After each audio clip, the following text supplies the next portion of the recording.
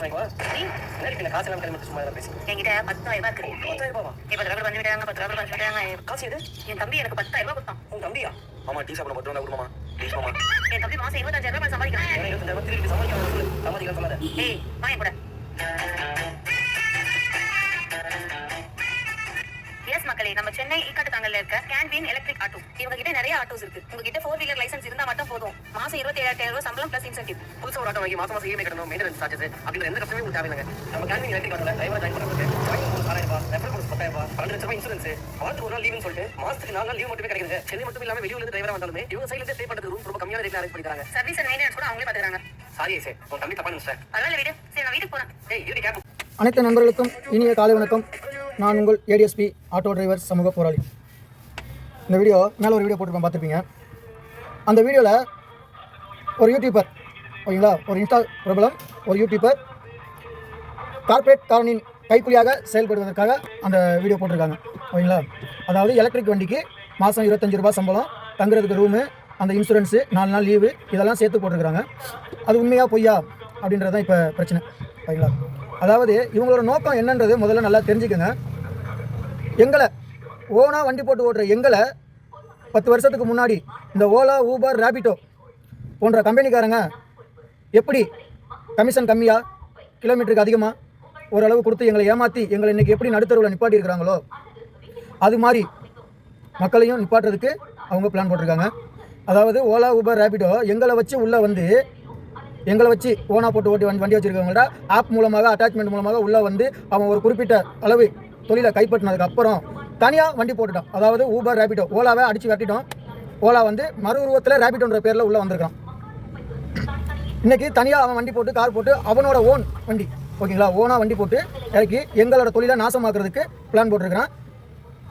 இளைஞர்களுக்கு வேலை வாய்ப்பு மாதிரி உருவாக்கி கொடுக்குறன்ற ஒரு பொய்யான இதில் உங்களை உள்ளே இழுக்கிறான். அதாவது இந்த காலகட்டத்துக்கு அரசாங்கம் இளைஞர்களுக்கு வேலை வாய்ப்பு கொடுக்கவில்லை. அதை மறைக்கிறதுக்காண்டி கார்ப்பரேட் கம்பெனிக்காரன் உங்களுக்கு இவ்வளவு சம்பளம், அவ்வளவு சம்பளம்னு சொல்லி உங்களை உள்ளே இழுத்து நாளைக்கு இந்த தொழில் முழுவதுமாக அவனோட கட்டுப்பாட்டுக்குள் சென்றதுக்கு அப்புறம் அந்த இடத்துல உங்களை வச்சுக்க மாட்டான். நல்லா முழுசாக கேட்டுக்கோங்க, அந்த இடத்துல உங்களை வச்சுக்க மாட்டான். இன்றைக்கி அரசு அலுவலகத்திலிருந்து அடுப்பாங்கார வரைக்கும், ஏன் கிராமத்தில் விவசாயம் ஏக்கர் கணக்கில் விவசாயம் வச்சிருக்கிற ஒரு கட்சிக்காரனோ இல்லை ஒரு பணக்காரனோ ஏக்கர் கணக்கில் வச்சிருக்கவங்கிட்ட இன்றைக்கி வேலை பார்க்குறவங்க அனைத்து பேருமே வடநாட்டுக்காரன், ஓகேங்களா. உங்களை ஒரு கவர்ச்சியான விளம்பரங்களை கொடுத்து இந்த மாதிரி யூடியூபர், இன்ஸ்டாகிராம் இவனுங்க மூலமாக, அதாவது யூடியூபர், இன்ஸ்டாகிராமை பற்றி நிறைய பேருக்கு தெரியும். ஏன்னா அவங்களாம் காசுக்கு எதை வேணாலும் திம்பாங்க, ஓகேங்களா. ஏன்னா நடைமுறையில் இருக்குது, இல்லைன்னு அவனு சொல்லவே முடியாது. இன்ஸ்டாகிராமில் போய் பார்த்தீங்கன்னா அவுத்து போட்டு ஆடுறவனுக்கும், யூடியூப்பில் போய் பார்த்தீங்கன்னா பொய்யா சொல்லிக்கிட்டு இருக்கிறவனுக்கும் தான் இன்றைக்கி அதிக அளவு சப்ஸ்கிரைபர், அதிக அளவு ஃபாலோவர்ஸ் இவங்களாம் இருக்கிறாங்க. இவங்களாம் காசுக்கு பீத்திங்கிறவங்க. இவங்களோட பேச்சை கேட்டு நீங்கள் இந்த கம்பெனிக்கு போய் வண்டி ஓட்ட போனீங்கன்னா நடுத்தருவில் தான் நிற்கணும். அதோட காரணம் என்னன்னு கேட்டிங்கன்னா 25,000 ரூபாய் சம்பாதிக்கலாம் அப்படின்னு சொல்கிறது ரெண்டாவது பிரச்சனை, ஓகேங்களா. முதல் காரணத்தாங்க சொல்ல மறந்துட்டான். என்ன காரணன்றதை நான் சொல்கிறேன், தெளிவாக கேட்டுக்கோங்க. அதாவது இப்போ வேலைக்கு போகிற மாதிரி தான் 7 மணிலேருந்து நைட் 8 மணி வரைக்கும் டைமு, 7 to 7 இப்போ மொத்தம் 15 மணி நேரம் இங்கே வண்டி ஓட்டணும். நீங்கள் 15 மணி நேரம் வண்டி ஓட்டணும். 15 மணி நேரம் ஒரு மனுஷனால உட்காந்து வண்டி ஓட்ட முடியுமா? முடியாது, ஓகேங்களா. 15 மணி நேரம் வண்டி ஓட்டுறது மட்டும் இல்லாமல் அவனுக்கு ஒரு நாளைக்கு 2,500 ரூபாயிலிருந்து 3,000 ரூபாய் அவனுக்கு நீங்கள் சம்பாதிச்சு கொடுக்கணும். 2,500 ரூபாயிலிருந்து 3,000 ரூபாய் நீங்கள் அவனுக்கு சம்பாதிச்சு கொடுத்தீங்கன்னா தான் உங்களுக்கு அவன் வந்து 25,000 ரூபாய் பணம் கொடுப்பான், சம்பளமாக கொடுப்பான். அதாவது நீங்கள் சம்பாதிச்சு கொடுக்குறதுல 30,000 ரூபாய், ஒரு நாளைக்கு 3,000 ரூபாய்னா மாதம் எவ்வளவு? 30,000 ரூபாய். ஒரு நாளைக்கு 3,000 ரூபாய்னா மாதம் 90,000 ரூபாய், ஓகேங்களா. கிட்டத்தட்ட 1 லட்சம் ரூபாய் வருது. நீங்கள் 1 லட்சம் ரூபாய் சம்பாதிச்சு அவங்ககிட்ட கொடுத்தீங்கன்னா தான் உங்களுக்கு அதுலேருந்து 25,000 ரூபாய் கொடுப்பான். நீங்கள் ஒரு நாளைக்கு அவனோட டார்கெட் அந்த 2,500 ரூபாயோ 3,000 ரூபாயோ நீங்கள் ஒரு நாளைக்கு 100 ரூபாய் மிஸ் பண்ணாலும் உங்களுக்கு அந்த 25,000 ரூபாய் சம்பளம் வராது. நான் விசாரிச்சு தான் பேசுகிறேன். ஒரு சில பேர் உண்மையாக சொன்னாங்க, ஒரு சில பேர் உண்மையாக சொல்லலை, ஓகேங்களா. ரெண்டாவது, நீங்கள் ஒரு நாள் லீவ் எடுத்தீங்கனாலும் உங்களுக்கு 1,000 ரூபாயிலேருந்து 2,000 ரூபாய் பணத்தை பிடிங்கிடுவான். ஒன்று, நீங்கள் வண்டி ஓட்டணும்னு ஆசைப்பட்டு வந்தீங்கன்னா, ஆட்டோவில் ஓட்டினா நல்லா சம்பாதிக்கலாம் அப்படின்னு பொய்யான விளம்பரங்களை பார்த்து வரணும்னு ஆசைப்பட்டீங்கன்னா 30,000 ரூபாய் கட்டினா வண்டி தருவான், ஓகேங்களா. ஆர்டிஓவில் போய் ரிஜிஸ்டர் பண்ணி உங்கள் பேரில் நீங்கள் வாங்கி நீங்கள் ஓட்டுங்க. உங்களை யாரும் இங்கே வேணான்னு சொல்லலை, ஓகேங்களா. ஆனால் கார்ப்பரேட் கம்பெனிக்காரன்ட்ட போயிட்டு அடிமையாகாதீங்க அப்படின்னு தான் சொல்ல வரோம். ஏன்னா எங்களை செஞ்சுட்டோம் அது மாதிரி வச்சு. இன்றைக்கி ஓலா ஊபரை நம்பி நாங்கள் வந்து நடுத்தருவில் நிற்கிறோம். ஓலா ஊபர் போகிற இடத்துல ஃபுல்லாக சவாரி தரான்னு சொல்லி நாங்கள் நடுத்தருவில் நிற்கிறோம். அதே மாதிரி கஸ்டமருக்கும் ஒரு இதை சொல்லிக்க விரும்புகிறோம். இன்றைக்கி ஓலா ஊபரில் ரேட்டு கம்மியாக இருக்குது, ஆட்டோ டிரைவர் 50 ரூபா 20 ரூபா எக்ஸ்ட்ரா கேட்குறான் அப்படின்னு சொல்லி நீங்கள் வேணான்னு சொல்லிட்டு அந்த கம்மியாக கூப்பிட்டு போகிறவங்ககிட்ட நீங்கள் போனீங்கன்னா எங்களெல்லாம் நாங்கள் வருமானம் இல்லாமல் வண்டியை விட்டுட்டு வேறு வேலை பார்க்கறதுக்கு போயிடுவோம். ஆனால் வேறு வேலை கிடைக்குமான்றது ரெண்டாவது டவுட். எங்களுக்கு ஆட்டோவை தவிர வேறு தொழில் தெரியாது, ஓகேங்களா. ஆட்டோவை தவிர வேறு தொழில் தெரியாது. நாங்கள் இந்த வேலை வேணாம் அப்படின்னு சொல்லிட்டு நாங்கள் விட்டுட்டு போயிட்டோம்னு வச்சுக்கோங்களேன், இந்த வேலை வேணாம் அப்படின்னு சொல்லி நாங்கள் விட்டுட்டு போயிட்டோம்னா இந்த தொழில் யார் கையில் இருக்குன்னு கேட்டிங்கன்னா முழுக்க கார்ப்பரேட் கம்பெனிக்காரன் கையில் இருக்கும். அப்படி கார்ப்பரேட் கம்பெனிக்காரன் கையில் வந்ததுக்கப்புறம் இன்னைக்கு 10 கிலோமீட்டருக்கு 120 ரூபா தரவன் நாங்கள் 200 ரூபா கேட்குறோம்.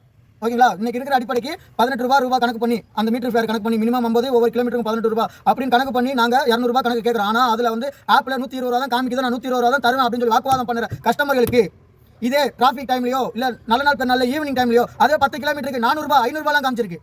அதையும் கொடுத்துட்டு தான் போறீங்க. ஆனால் நீங்கள் கம்மியாக இருக்குன்னு சொல்லி ஓலா ஊபரில் கொடுக்குற ரேட்டுக்கு தான் டிரைவரை கட்டாயப்படுத்தி நீங்கள் கூட்டு போயிட்டு எங்களுக்கு அந்த வருமானம் பத்தலை, எங்கள் தொழில் வண்டி டியூ கட்ட முடியல, இன்சூரன்ஸ் கட்ட முடியல, வீட்டு வேலை கொடுக்க முடியல, வேறு வேலை போய் பார்த்துக்கலாம் அப்படின்னு நாங்கள் அந்த தொழிலை முழுசாக விட்டுட்டு நாங்கள் வெளில போனதுக்கப்புறம் கார்ப்பரேட் கம்பெனிக்காரன் அந்த தொழிலை முழுசாக கைப்பற்றியதுக்கப்புறம் நாளைக்கு 10 கிலோமீட்டருக்கு 1000 ரூபான்னு சொன்னாலும் நீங்கள் கொடுத்து தான் போகணும். அன்றைக்கி எங்களை தேடினீங்கன்னா ரோட்டில் வண்டி இருக்காது. ஏன்னா வருமானம் இல்லாமல் வண்டியை வச்சிருந்து இருக்கிறதுக்கு வருமானமே அந்த வண்டியை தேவையில்லை அப்படின்னு விட்டுட்டு போயிடுவோம். வேறு ஏதாவது பண்ணிட்டு இல்லை காயலாங்கல்ல போகிற சூழ்நிலை கூட உருவாகும். இல்லை டியூ கட்ட முடியல பஜாஜ் ஃபினான்ஸ்கார வண்டியை தூக்கிட்டு போகிறது கூட முடிவாகும். அன்னைக்கு பிரசவத்துக்கு இலவசம் அப்படின்னு சொன்ன ஆட்டோ வண்டி புக் பண்ணி வரணும். அன்னைக்கு பிரசவமாக இருந்தாலும் சரி, ரோட்டில் ஒருத்தர் அடிப்பட்டு கிடந்தாலும் சரி, அவனை தூக்கிட்டு போகிறதுக்கு அவசரத்துக்கு ரோட்டில் ஒரு ஆட்டோ இருக்காது, கார்ப்பரேட் கம்பெனிக்காரன் தான் இருக்கும். ஆனால் நீங்கள் அன்னைக்கு 10 கிலோமீட்டருக்கு 1000 ரூபா கொடுத்தா தான் உங்களை அவன் தூக்கிட்டு போவான். நீங்கள் ரோட்டில் போகிற வண்டியை நிப்பாட்டி 10 வண்டியில் என்னால் 11 வண்டியாவது மனசாட்சியோட ஒருத்த வந்து கிலோமீட்டருக்கு 10 ரூபா கம்மியாக கூட வாங்கிட்டு போவான். ஆனால் நீங்கள் கார்ப்பரேட் கம்பெனிக்காரன் போய் அடிமை ஆனீங்கன்னா அங்கே மனசாட்சி இருக்காது, பணம் இருந்தால் வண்டியில் ஏறு, பணம் இல்லைனா வண்டியை விட்டு வெளில போ அப்படின்னு சொல்லி விரட்டி விட்டுருவோம். அன்றைக்கி ஒரு ஆட்டோக்காரன் கூட மனசாட்சியோட உள்ள ஒரு ஆட்டோ டிரைவர் கூட அந்த இடத்துல இருக்க மாட்டான்.